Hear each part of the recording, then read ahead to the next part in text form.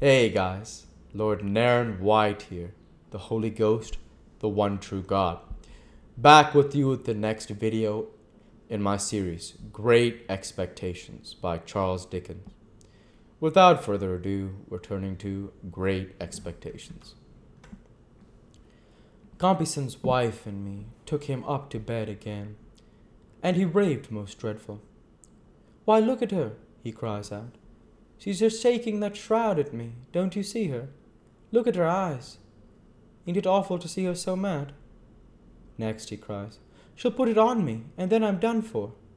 Take it away from her. Take it away." And then he catched hold of us, and kept on a-talking to her, and answering of her till I half believed I see her myself. Compeyson's wife, being used to him, give him some liquor to get the horrors off, and by he quieted.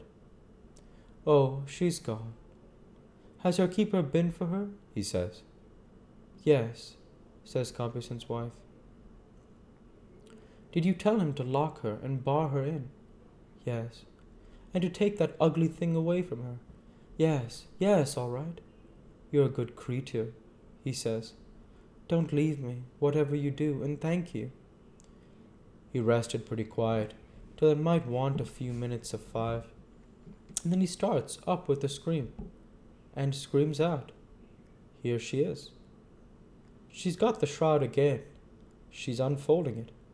She's coming out of a corner. She's coming to the bed. Hold me, both of you, one on each side, and don't let her touch me with it." Ha! She missed me that time. Don't let her throw it over my shoulders. Don't let her lift me up to get it round me. She's lifting me up. Keep me down. Then he lifted himself up hard and was dead. Compeyson took it easy as a good riddance for both sides. Him and me was soon busy. And first he swore me, being ever artful on my own book. This here little black book, dear boy, what I swore your comrade on. Not to go into the things that Compeyson planned, and I done, which had take a week. I'll simply say to you, dear boy, and Pip's comrade, that the man got me in touch into such nets as made me his black slave. I was always in debt to him, always under his thumb, always a-working, always a-getting into danger. He was younger than me, but he'd got craft, and he'd got learning, and he overmatched me 500 times. Told and no mercy. My missus says I had the hard time with.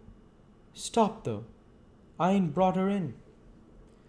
He looked about him in a confused way, as if he had lost his place in his book of remembrance. Just 1 second, excuse me.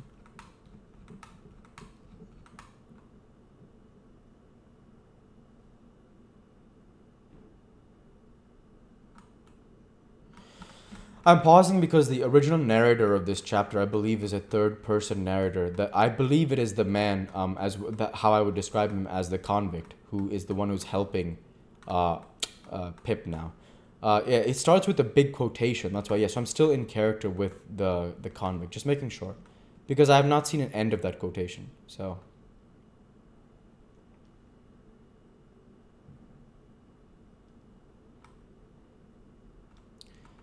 Yeah, good to know. I'll find my place again now.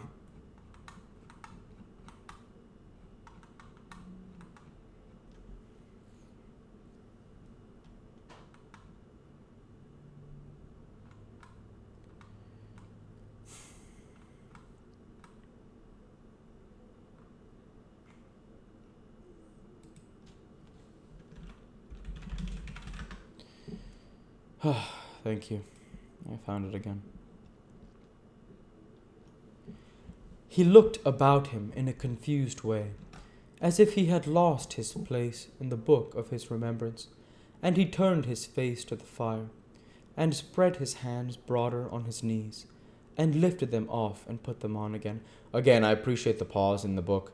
Reason was because I wanted to confirm that I am in fact reading this from the perspective of the convict instead of Pip.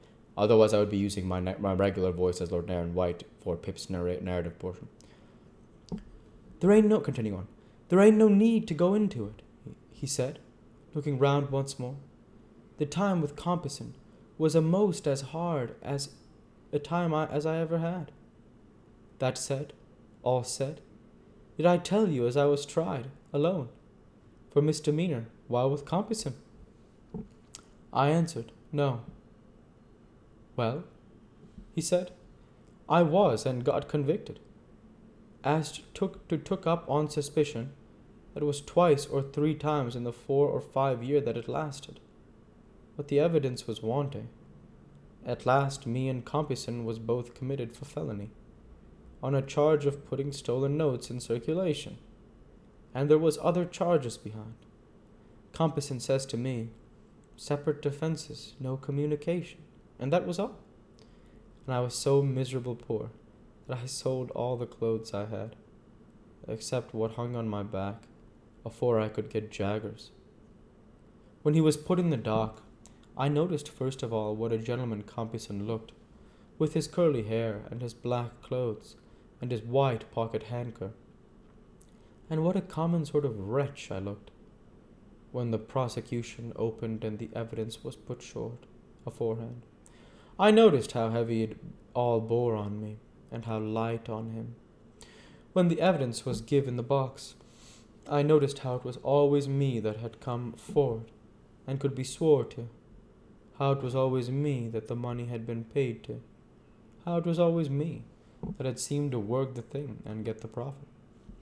But when the defence come on, then I see the plainer, for, says the counsellor for Compeyson, my lord and gentlemen, here you has afore you, side by side, 2 persons as your eyes can separate wide, one the younger, well brought up, who will be spoke to as such, one, the elder, ill brought up, who will be spoke to as such, the younger, seldom, if ever seen in these transactions and only suspected, the other, always seen in him, always with his guilt brought home.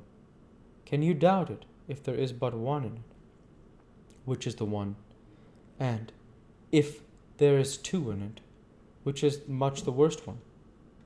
And such like, and when it come to character, warn't it Compeyson, as had been to the school, and warn't it in his schoolfellows, as was in the position that, and warned him, as he had been known by witnesses in such clubs and societies, and now to his disadvantage, and warranted me, as he had been tried before, and as he had been known uphill, and down dale and Bridewell's, and after it came to speech making, warranted Compeyson, as he could speak to him with his face dropping every now and then into his white pocket handkerchief. And with verses in his speech, too. And warranted me as could only say, gentlemen, this man at my side is a most precious rascal. And when the verdict come, warranted Compeyson, as was recommended to mercy on account of good character and bad company, and giving up all the information he could against me. And warranted me as never got a word but guilty. And when I says to Compeyson, once out of this court, I'll smash that face of yourn. Ain't it Compeyson, as prays the judge to be protected, and gets 2 turnkeys stood betwixt us? And when we're sentenced, ain't it him, as gets 7 year and me 14? And ain't it him as the judge is sorry for, because he might have done so well? And ain't it me as the judge perceives to be a old offender, of violent passion likely to come to worse?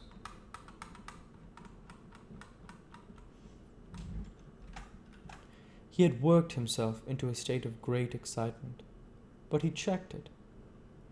He took 2 or 3 short breaths, swallowed as often, and stretching out his hand towards me said in a reassuring manner, I ain't going to be low, dear boy. We'll go ahead and stop there for this week. As usual, I want to say thank you for watching, and I hope you enjoyed. Please like, comment, and subscribe, as it greatly helps the channel. Light be with you all. Take care. And thanks again.